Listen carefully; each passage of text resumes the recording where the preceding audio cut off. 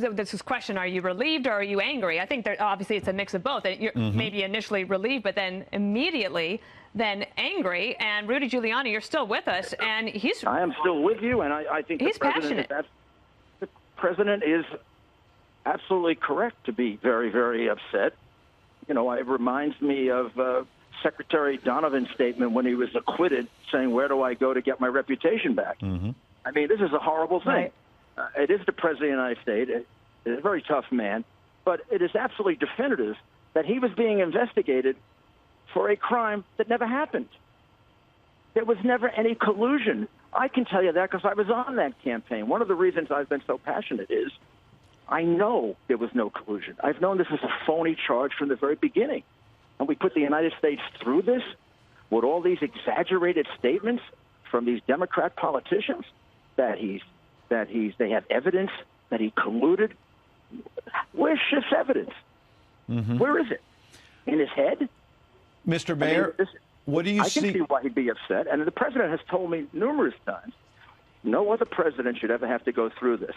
I think there has to be a full and complete investigation with at least as much enthusiasm as this one to figure out where did this charge emanate, who started it, who paid for it. Mr. Mayor, who do you think should run that investigation?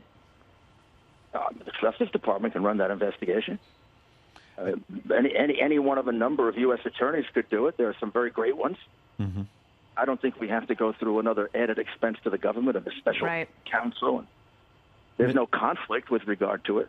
Mr. Mayor, Jerome Corsi was on Fox News this morning saying that Mr. Mueller. I watched it. Well, he directly said, then you saw it to me, that Robert Mueller and his investigators wanted him to lie about the president and Russian collusion. Do you have evidence suggesting there are other people like Jerome Corsi who are prepared to say that they were coerced? I don't know, but I know that situation very, very in great depth because we received documents about that. Actually, Jay Sekulow received documents about that when it was going on. And we brought it to the attention of the Department of Justice because it was my view as a former prosecutor that they had gone way past the line. They had actually written out for him what they wanted him to say. And they told him he was going to go to jail if he didn't say it. Otherwise, he'd get probation. Wow. It is to the man's credit that he didn't do it. You look at the way Manafort was treated. Manafort was put in solitary confinement. He was brought in to see Andrew Weissman and told that they didn't believe that the president didn't know about the meeting with Donald Jr. and that Russian woman. Manafort maintained 12, 13 times. I didn't know about it. I'm sorry. I don't know about it. And then they kept bringing him back. At some point, a man can break and say, I don't want to be in solitary confinement anymore, and do what Cohen did, lie. An ethical prosecutor knows when to stop. And I have to tell you, I did this for a living for a long time. I'm very proud of what I did. And an assistant U.S. attorney did what Weissman did. He'd have been fired in 2 seconds and put under investigation. Can I ask you, sir, about the Southern District of New York and possibly the Eastern District of Virginia pulling on all of these other threads with these legal problems maybe not ending that emanated from this investigation? Well, hopefully some common sense will now emerge. The Southern District of New York is investigating a non-crime, a payment to settle a case, whether it's a sexual harassment case or a breach of contract case, is not a campaign contribution. If it was, there are 30 members of Congress, at least, for whom the United States government paid money to settle sexual harassment cases. I want to know if they filed that as a campaign finance charge. Of course they didn't. And if you look at rulings of the Campaign Finance Commission, you will see that the commissioners say that payments that are even in part personal cannot be campaign contributions. Because if I had 3 lawsuits against me, I could go run for office, raise money, pay off those lawsuits with campaign money, and then not run, which would be absurd. Wow. So good point. I would say to my friends in the Southern District, I used to run that place, and I grew up there, do not try a Weissman tenuous legal theory. It is not acceptable. We generally do not prosecute campaign finance anything and this is a nothing. Mr. Mayor, you've talked very extensively there about the legal issues that may still be out there or not. What about the political ones? What are your thoughts about the president's reelection prospects now with what he considers a total victory? And what is your message this afternoon to Democrats who, despite this, may still go ahead and try to impeach the president? I would just say to them, please think about the country. No matter how much you like or dislike the president, agree or disagree with his policies or his conduct, he is the president. He has been unfairly treated with regard to collusion. Certainly they have to see that. And all of what they're trying to do now is completely political. Now, I hope some of them, I put out a tweet saying I hope that Schiff and a couple of the others apologize for their overstatement. Maybe we can get back to normal. I don't imagine that's going to happen, but look, the defense to impeachment is 50% of the American people think that the investigation was a witch hunt. I have to imagine if Nadler and the others continue it, they're going to think it's worse than a witch hunt. Mm-hmm. At least these people were Department of Justice prosecutors. Now we're going to have a bunch of politicians trying to find what they couldn't find? Hardly. I hardly think that's the case. Maybe a comment from you about Robert Mueller overall, who I know that obviously you worked very closely together after 9/11 as well. Yeah, I know Bob. I had great respect for Bob. I will temper my comments today. I certainly think one of the reasons this is a complete vindication is this report from the special counsel emerges from a group of enormously partisan, rabid Hillary Clinton supporters. I can't imagine how Bob hired such a biased staff. These are people who were not just neutrals or just Democrats or just Republicans.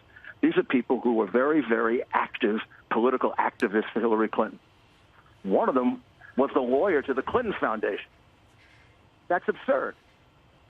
This report is even more of an exoneration because it comes from completely the other side. They tried very hard. They intimidated people. They went beyond every rule I can think of, and yet they couldn't find any evidence with which to claim there was collusion or obstruction. If that's not an exoneration, I've never seen one. Mr. Mayor, we started this conversation with you calling out what you said was fake news about collusion going on for a long, long time. There have also been a lot of stories, people in the media taking shots at you personally and saying that your strategy as an attorney for the president was backfiring. Do you feel some personal vindication this evening? Well, I say our whole team does, absolutely. Nothing I did was just me. It was Jay and Jane and Marty. We're a team. We've been very, very close. We've been doing it for a year. One or other of us have been attacked over everything. I think we're good lawyers, and we did a good job, and we had an innocent client, which makes it easier. Sure does. The president was completely vindicated. And he, as he said, right before he got on Air Force One, as we watch it taxi down the runway at Palm Beach, headed back to Washington, D.C. and the White House, a total vindication of no collusion and a complete and total exoneration, as Press Secretary Sarah Sanders said as well. Mr. Mayor, I wonder if... An investigation by people who hate him. Mm-hmm. So there are also some Democrats who clearly in the Congress, and you know the names, who, I don't want to use the word hate, but they have been pillorying this president from day one. It's now in their hands in terms of pressuring the Attorney General, William Barr, as to how much information he's going to release.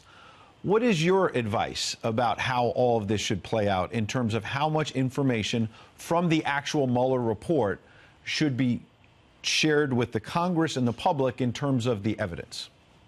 Well, I think that the Attorney General has the right standard, which is as much as he possibly can, consistent with the law. For example, grand jury material.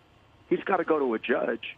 If the judge agrees to let it be released, it can be released. If the judge doesn't, he would commit a crime if he released it. Mm-hmm. So I think that the Attorney General will release the maximum amount he can release under the law. From our point of view, the president, his lawyers, private lawyers, I'd like it all to be out because we can rebut any and all of it. I don't think we'd have to rebut anything. This was a far better report from the special counsel than I expected, except for that one thing about not exonerating him on obstruction. And prosecutors don't exonerate, guys. They don't exonerate. Real quick, Mr. Mayor. You can't prove a negative. Real quick, we have about 30. We have about 30 seconds. You have said for a long time you were putting together a report to rebut the Mueller report. Is that now null and void? Do you still feel the need to put out a report? As of today, no. But of course, they haven't put their report out yet. This is just a very, very brief summary. So we have to reserve judgment on that. We have a very powerful rebuttal that I think completely blows out of the water the obstruction claim. But I'm not sure we have to do that. The Attorney General in 2 paragraphs and Rod Rosenstein. Remember, the Attorney General, not just his opinion, it's the opinion of Rod Rosenstein and the Office of Legal Counsel, as well as the Attorney General.